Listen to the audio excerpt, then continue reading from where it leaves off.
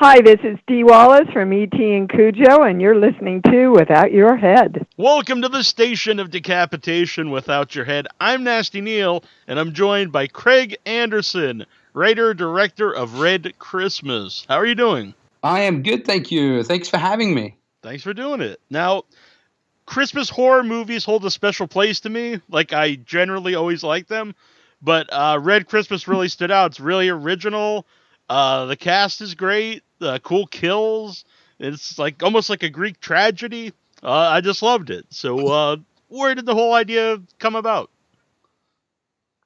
Wow. Okay. I guess there's not much of a spoiler. It's written everywhere, but the film deals with abortion, and I'm not a. Well, I was about to say I'm a big fan of abortion. I'm a big fan of Christmas horror films, and I'm interested in the subject of reproductive rights and abortion. And I just, like a psychopath, decided to join the two and make Red Christmas.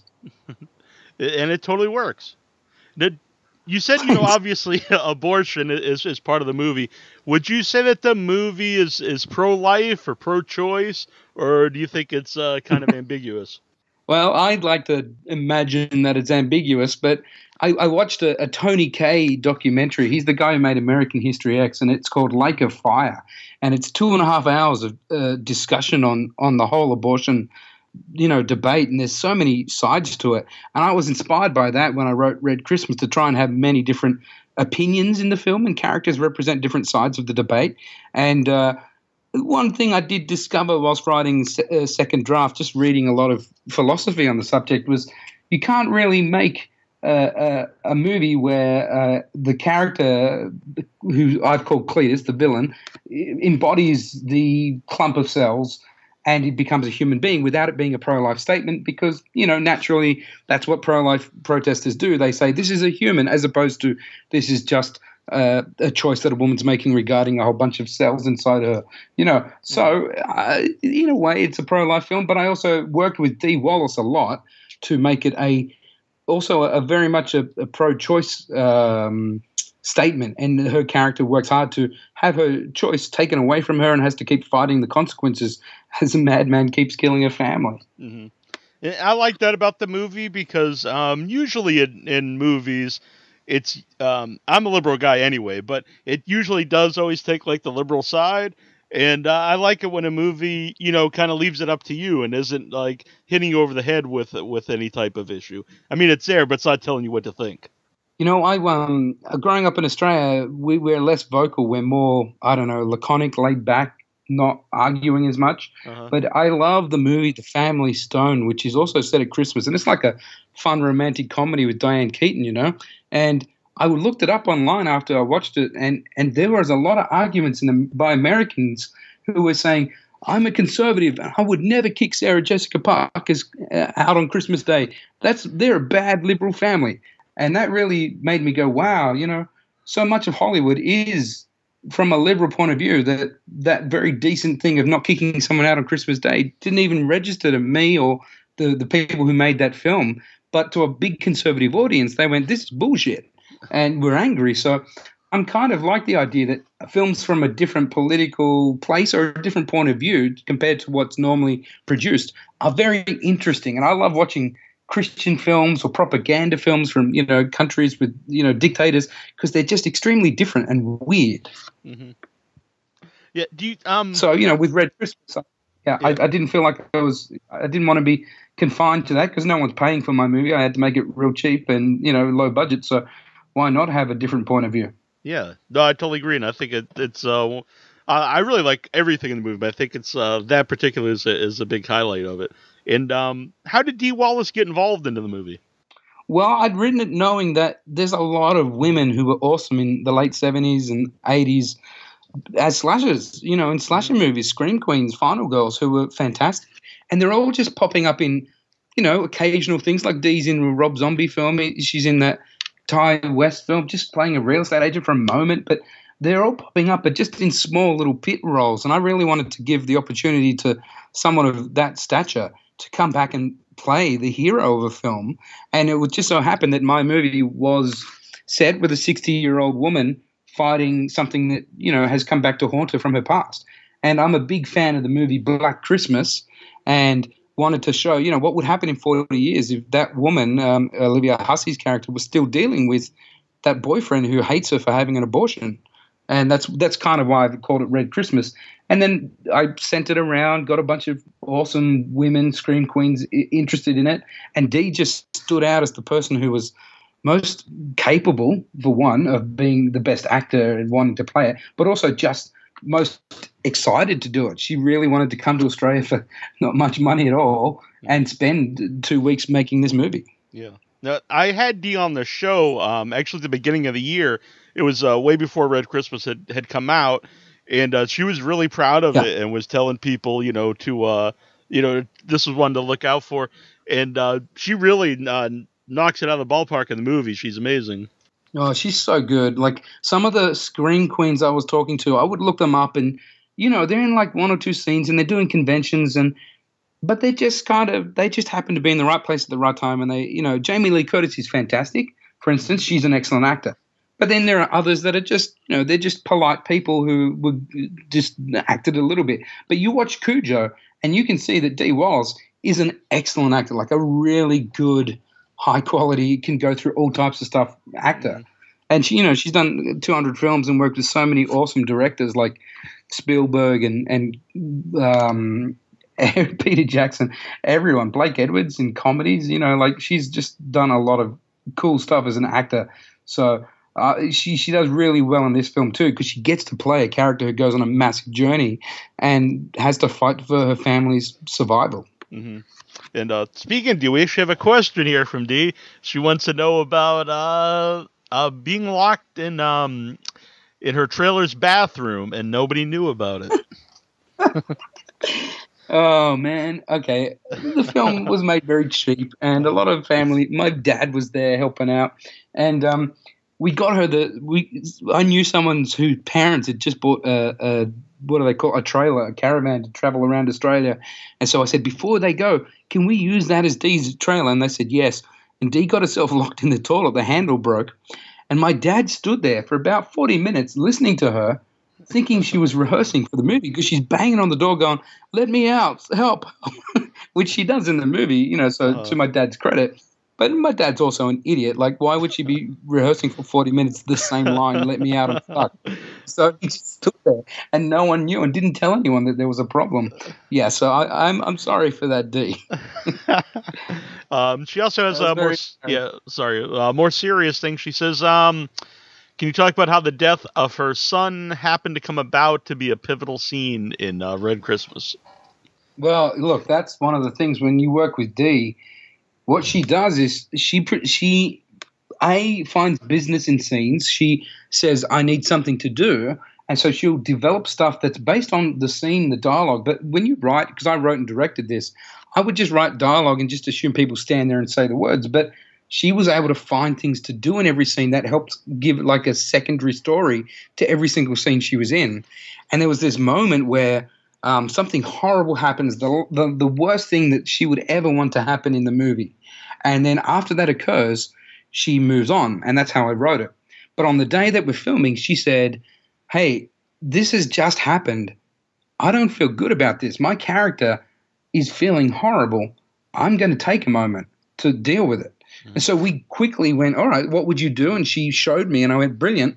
Everybody, let's move the lights. Let's put the camera there. And Dee, you should do that. And now it's my favorite scene in the movie because stupidly, I'd not written it. And she found it on the day because she went, this is what my character would do. I wouldn't be able to move on straight away. I need to spend this time being, incredibly sad about what just occurred. And I was like, fuck, Dee, that's brilliant. Mm-hmm. It just is excellent to have an actor who's so concerned with the main character that she's always thinking of what's happening for the main character, as opposed to what I've written, which is great because it makes me go, oh, yeah, my writing needs to be adjusted at this point because I wasn't taking care of your character. Mm-hmm. So she does this amazing moment in the movie, which you'll see it occurs after an interplay with her son, her youngest son, and she's devastated. And we shot that scene because she suggested it, and it's great. Very cool. And she just want to add, too, she simply adores you, and she had an amazing time working with you, so talented, and Also, thank you for always knowing what door we were coming in and going out of. Oh, that's so sweet. Yeah. Yeah, we're shooting at night time, and it's cold in the middle of Australia, and it's confusing. And every day, every scene, she just runs through a door. So it's pretty much like working on a live action Scooby Doo episode where people are running in and out of doors and running through frame. So we just constantly had to map every night, not just what door do you run through now and where you're going, but also who just died and how do you feel about it? How sad are you at this moment compared to this person who died 3 people ago? So she has to do a lot of thinking about doors and also how sad she is at the time or how angry she is.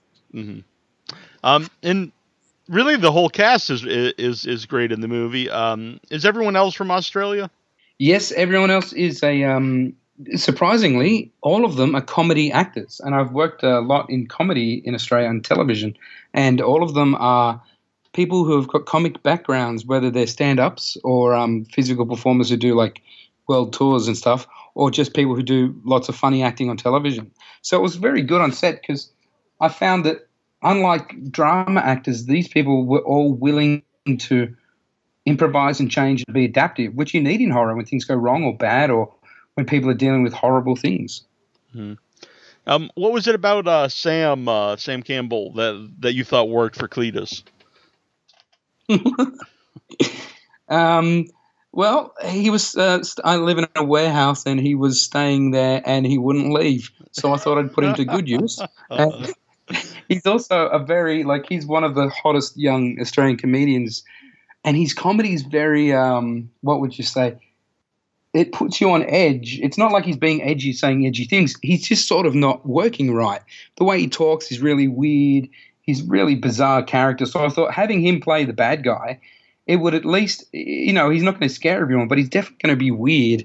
And as you've seen in my movie, the killer doesn't just start killing. The killer knocks on the door and asks to come in and chat with everyone for like 10 minutes in the movie. So I thought, if anyone's going to make a family feel uncomfortable on Christmas Day, this is the guy, this weird little comedian guy. So that's why I got him in. Yeah, he worked very well. And I don't want to give anything away about the movie, but there is a reveal of a certain character. And were you ever worried at all about going too over the top with how they look? For me, it's perfect, but well, that's because you're a horror fan. Right. I think people who watch it and aren't into horror don't get it. But you know what? When you reveal the monstrous thing that's in a movie, you want it to be monstrous. Mm-hmm. It's a metaphor, and the whole thing is about, like you said, it's a Greek tragedy. It's about 2 people who've misunderstood each other and now everyone's dying because of it. Mm-hmm. And they're dealing with this horrible idea that has occurred, and it's grotesque and it's in people's brains and it's weird. So I thought, well, when we reveal what that is, it should look bad. It should look that scary. A lot of people have said to me, why doesn't it look just like a normal person or a normal, everyone just assumed that. But I thought, nah, all bets are off. This is a horror movie. It opens with a little hand coming out of an abortion bucket. So clearly it's not real anymore. It's a fantasy. So let's cut to the chase and do the most graphically horrible, grotesque character when you see it. Yes. Yeah, that's why the movie's so good for me, because I know we talked about the abortion and stuff, and like actual real questions you might think while you're watching it, but I don't want it to come off like it's it's like a real serious movie, because it's very exploitive and crazy kills, and like you said, a little baby hand coming out of an abortion bucket. I mean, it's got everything for me. But well, yeah, I'm a big fan of horror, and I collect VHS tapes. So I've got 10,000 videos in Australia in my warehouse, and I'm so desensitized to stupid horror exploitation stuff that for me it's like, well, I could use bits of that to tell a story. It doesn't have to match, but I know that some people around the world, when they've seen it, have no idea why it's a polite family drama that turns into ridiculously grotesque deaths. But I'm like, well, if someone's going to die in a horror movie, let's do it properly. Yeah. And I love the lighting in the movie. I always think that can really raise the production value of a independent film if it has interesting lighting, and the use of the reds and the greens and the purples and the blues, and also the camera when you're moving around and there's different things in the shot. Yeah, it's good. It's nowadays I think filmmakers have got a real opportunity and should seize it. In that the cameras that are out now, the ability that they have to that even low budget filmmakers can access, they can shoot color really well. And so it's almost like going back to film noir days where you had cheap film, so you shot on black and white with stark, shadows and stuff. You can do that with color now. You can really put lots of harsh colors. And that's all we did. We were still really cheap. We just used a really dodgy kit lighting that we put colorful gels over. And the whole aesthetic is meant to. When I was a boy, I loved the Chip and Dale cartoon chipmunks in the Christmas tree from like the 50s from Disney. And it's just an excellent movie where these little chipmunks are running around inside the giant tree, and every branch they go to has a different color. And then, of course, because it's a horror film, it reminds everyone of Suspiria and Giallo films, which I also love. And yeah, it was just a pretty simple decision to go from a polite Nancy Meyers, Nora Ephron comedy into let's go bugfuck crazy because this thing's turned up and is killing everything. Do you think the fact that you were filming in Australia, the movie set in Australia, helps with the idea that the house is in a remote location and the police can't get there, immediately? I hope so. I mean, I've got no idea. In Australia, I think it's good for US audiences and for foreign audiences because you don't really have context. But in my mind, in Australia, the only things that are completely isolated look like a desert, would be in the middle of a red desert, Uh-huh. If it's got leaves and trees and greens, it probably means there's humans around there somewhere that could get there quicker than my cop does in the movie. Right. Yeah. But like But you said, yeah, hopefully. As an American, I don't know. I just assume, there's no cops around. Yeah, It's good. Australia. It's like Mad Max, They're beyond the Exactly. Thunderdome. Yeah. They've had to battle like 8 cars with spikes on them before they've gotten there. Right. So, what's the reception been like for the movie so far? It's been good. It's been a long time. I mean, it premiered in Sydney last year in June, and then it did Fantasia in Canada and Fright Fest in the UK, and it's premiered a whole bunch of places. And just being an idiot who doesn't know how to make films and is stuck, doing comedy on TV, I had no idea what I was meant to do with it. So I was just hanging on to it, working out how distribution works, working out how sales agents work. And eventually, I think at the beginning of the year, sold it to a whole, signed with a bunch of places. And since then, it's been getting out there. The reception for critically has been quite good. I love horror fans that find it boring because I think it doesn't appeal to the type of people that just want hardcore. Well, I don't know how to, torture porn. It's like or even modern, the stuff being put out by Blumhouse, it just feels creepy. All this creepy, dingly music at every single scene, and every shot is really dark, and it's clearly a horror movie all the way through. It makes you feel weird. Whereas I know my film could leave hardcore people who love horror just like that, could be bored because there's people talking and having family Christmas for a while before anything bad happens. But I apart from that, a lot more academic publications, they seem to be digging it and think it's exciting to be dealing with abortion stuff. Yeah, I agree. And I like that stuff because it establishes all the characters, so it's not just some faceless person who something happens to later in the movie. You actually, about the person. They seem like real people, a real family, and it makes you care more when something happens.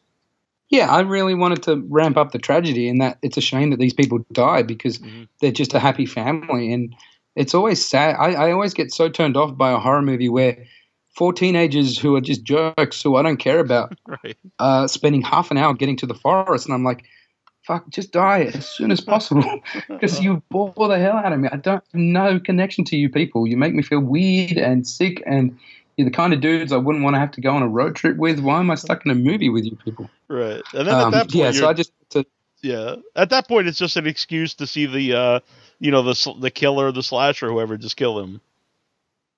Well, that's interesting. I think that often you look at even Friday the 13th, the original series, and Michael Myers, those dudes become heroes within the span of 2 films. I don't need to see the kids anymore. I'm not worried about the summer camp clientele. I'm only watching it because I want to see the villain kill people.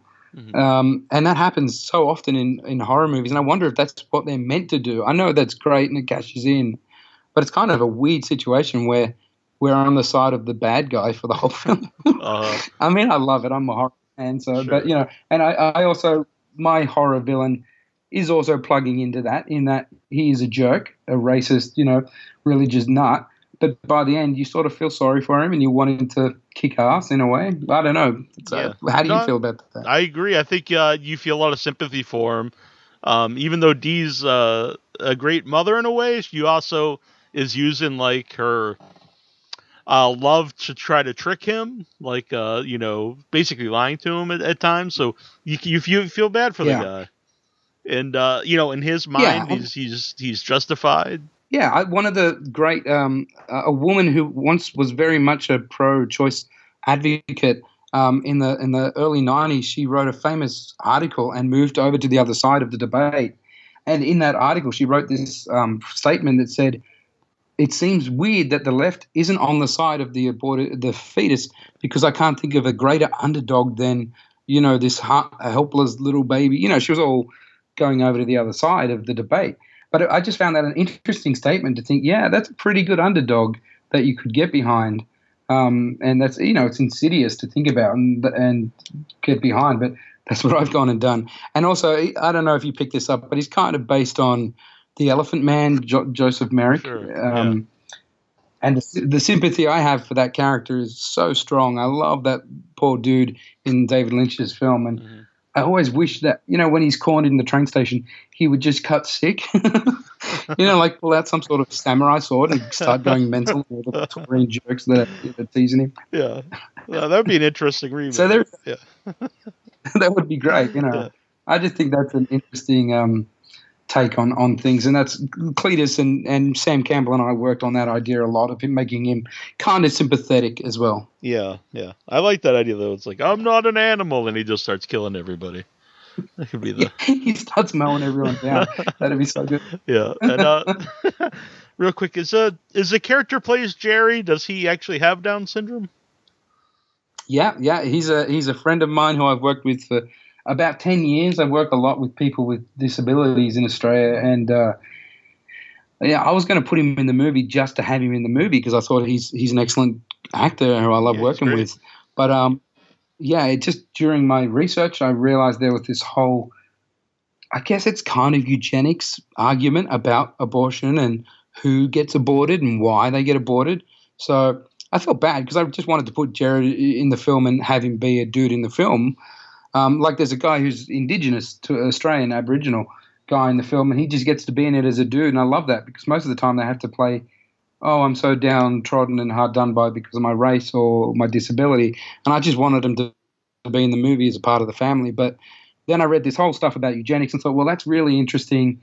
I would love to explore that in the storyline. And so Jared, I had to okay it with him, had to chat with him a bit and say, hey, man, this is an interesting element of abortion. Would you want to go through this in the storyline? And he did, and he does some really good acting in it. The scene where a lot of information gets revealed to him, he's crying and everything. He's fantastic. Yeah, it's really emotional. He is a great actor. I thought the whole cast was good, but that really added, a whole nother level to the movie.